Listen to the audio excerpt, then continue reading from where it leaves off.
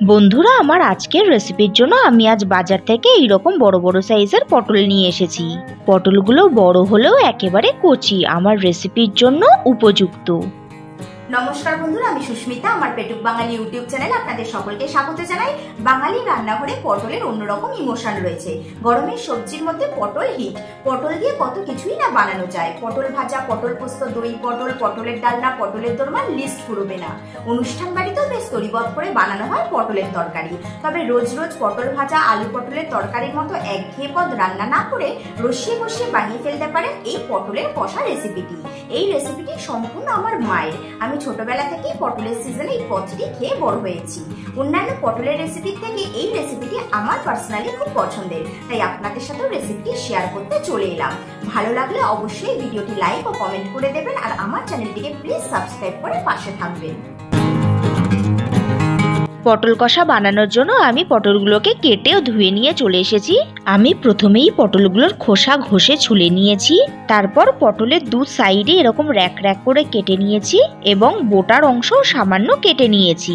আর 5টা মাঝারি সাইজের পেঁয়াজ আমি এইরকম স্লাইস করে কেটে নিয়েছি। নিয়েছি দুটো বড় সাইজের টমেটোর পিউরি, 1 টেবিল স্পুন শুকনো লঙ্কা বাটা। আমি এখানে 4-5টা শুকনো লঙ্কা গরম জলে ভিজিয়ে বেটে নিয়েছি। ধনে গুঁড়ো 1/2 টেবিল স্পুন, রসুন বাটা 1 টেবিল স্পুন, চিনি পরিমাণ মতন, আদা বাটা 1 টেবিল স্পুন, কাশ্মীরি লঙ্কার গুঁড়ো 1 টেবিল স্পুন, হলুদ পরিমাণ মতন, নুন স্বাদ মতন, জিরে গুঁড়ো 1 টেবিল স্পুন। ফোড়নের জন্য লাগছে শুকনো লঙ্কা, তেজপাতা ও গোটা জিরে, গরম মশলার গুঁড়ো, ঘি ও সর্ষের তেল। রান্নার প্রথমে আমি পটলগুলোতে দেব 1/2 টিস্পুন নুন আর দেব 1/2 টিস্পুন হলুদ।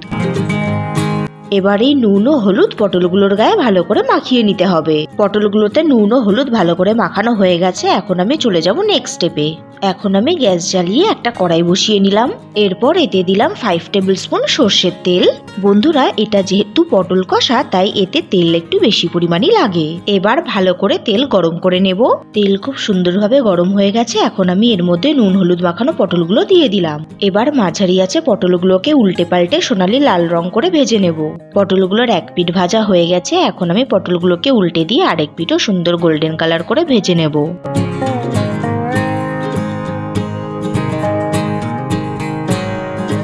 পটলগুলো সুন্দর করে ভাজা হয়ে গেছে। এবার আমি একটা বাটিতে পটলগুলোকে তেল ছেঁকে এক এক করে তুলে নেব। এবার ওই পটল ভাজার তেলেই আমি আরো 1 টেবিল স্পুন সর্ষের তেল অ্যাড করলাম। তেল গরম হয়ে এলে ফোড়ন হিসাবে দিলাম 2টো তেজপাতা, 2টো শুকনো লঙ্কা ও 1/2 টিস্পুন গোটা জিরে। ফোড়নটাকে এবার 1 মিনিট আমি ভালোভাবে নেড়ে চেড়ে নেব যতক্ষণ না ফোড়ন থেকে সুন্দর গন্ধ বেরিয়ে আসছে। ফোড়ন থেকে সুন্দর গন্ধ বেরিয়ে এসেছে। এখন আমি এর মধ্যে স্লাইস করে কেটে রাখা পেঁয়াজগুলো দিয়ে দিলাম। এবার পেঁয়াজগুলোকে আমি সামান্য নেড়ে চেড়ে নিলাম। এখন আমি এতে দিলাম 1/2 টিস্পুন নুন আর দিলাম 1/2 টিস্পুন হলুদ গুঁড়ো। এবার নুন ও হলুদ দিয়ে পেঁয়াজটাকে আমি লাল লাল করে ভেজে নেব। এই পটল কষার রান্নাতে পেঁয়াজের পরিমাণ একটু বেশি পরিমাণেই লাগে। আমি এখানে মাঝারি সাইজের 5টা পেঁয়াজ ব্যবহার করেছি। আপনারা বড় সাইজের 4টে পেঁয়াজও ব্যবহার করতে পারেন। পেঁয়াজটা আমি লাল লাল করে ভেজে নিয়েছি। এখন আমি এর মধ্যে দিয়ে দিচ্ছি 1 টেবিল স্পুন আদা বাটা আর দিচ্ছি 1 টেবিল স্পুন রসুন বাটা। এবারে আদা বাটা ও রসুন বাটাকে পেঁয়াজের সাথে ভালোভাবে আমি কষিয়ে নেব।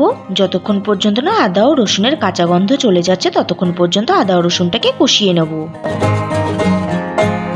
পেঁয়াজ, আদা ও রসুন খুব সুন্দরভাবে কষানো হয়ে গেছে। এখন আমি এর মধ্যে দিয়ে দিচ্ছি টমেটোর পিউরি। আমি এখানে 2টো বড় সাইজের টমেটো ব্যবহার করেছি।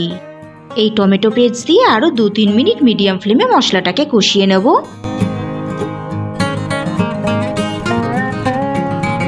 পেঁয়াজ, আদা, রসুন ও টমেটোটাকে ভালো করে কষিয়ে নিয়েছি। এখন এতে কিছু গুঁড়ো মশলা অ্যাড করব। প্রথমেই দিচ্ছি 1/2 টেবিল স্পুন ধনে গুঁড়ো, এরপর দিচ্ছি 1 টেবিল স্পুন জিরে গুঁড়ো, দিচ্ছি 1 টেবিল স্পুন কাশ্মীরি লঙ্কার গুঁড়ো, 1 টেবিল স্পুন হলুদ গুঁড়ো, আর আমি যে শুকনো লঙ্কা জলে ভিজিয়ে বেটে রেখেছিলাম সেটা দিয়ে দিচ্ছি 1.5 টেবিল স্পুন।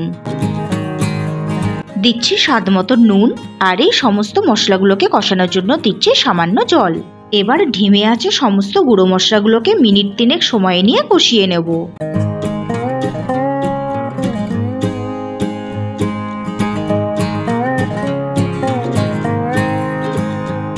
মশলাটাকে খুব সুন্দরভাবে কষানো হয়ে গেছে, মশলা থেকে তেল ছেড়ে দিয়েছে। এবার আমি এর মধ্যে ভেজে রাখা পটলগুলোকে দিয়ে দেব। এবার মশলার সাথে পটলটাকে আরো 2 মিনিট মতন কষিয়ে নেব। এইভাবে ঢেমে আছে মিনিট 2 মতন পটলগুলোকে কষাতে থাকলে পটলগুলো একটু নরম হয়ে যাবে।